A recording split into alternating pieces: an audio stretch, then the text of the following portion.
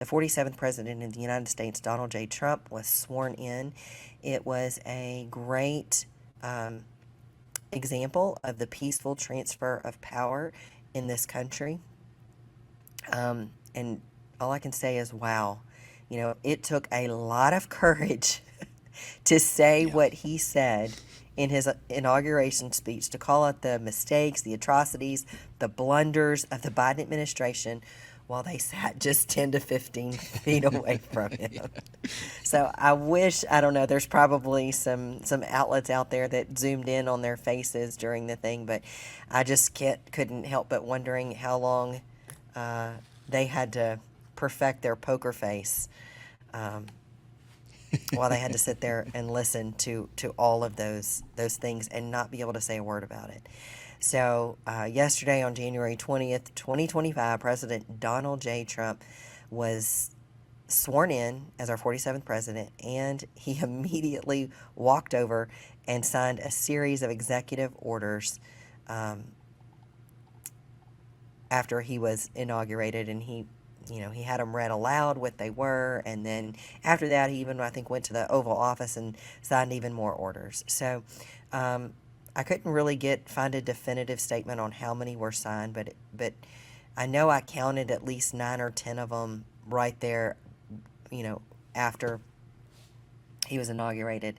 Um, the first thing that he did was to revoke 78 of Biden's uh, executive orders that he signed in, which is pretty standard. Most presidents will come in, and Biden did it to Trump, and it's what happens because you tend to have administrations come in that have much differing opinions about how to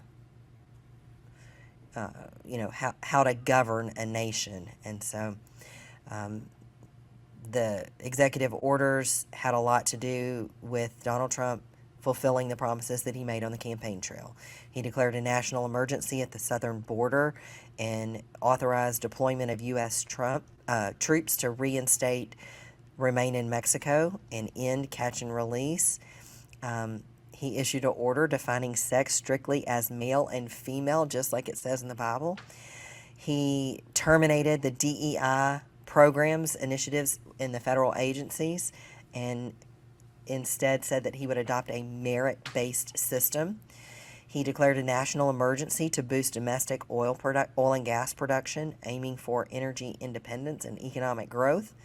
He signed an order to withdraw the U.S. from the Paris Climate Accord again, and many other things I'm sure that we'll be talking about for days and weeks to come.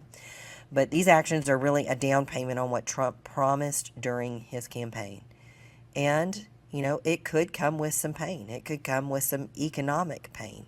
Um, there very likely could be some reaping and sowing from the policies of the past administration. So I do believe that if we do the hard stuff, if we endure, we will see, as President Trump called it, this dawn of a golden era for the United States. I just pray that this new season of prosperity that is likely to come upon us doesn't lull us back to sleep. America needs to not only be awoken from the woke agenda, from the communist, socialist agendas that have threatened our great republic and our God-given freedoms. But we also need to push for more spiritual awakening. We need to return to the Judeo-Christian roots of our country. Because if we don't, no leader can save America.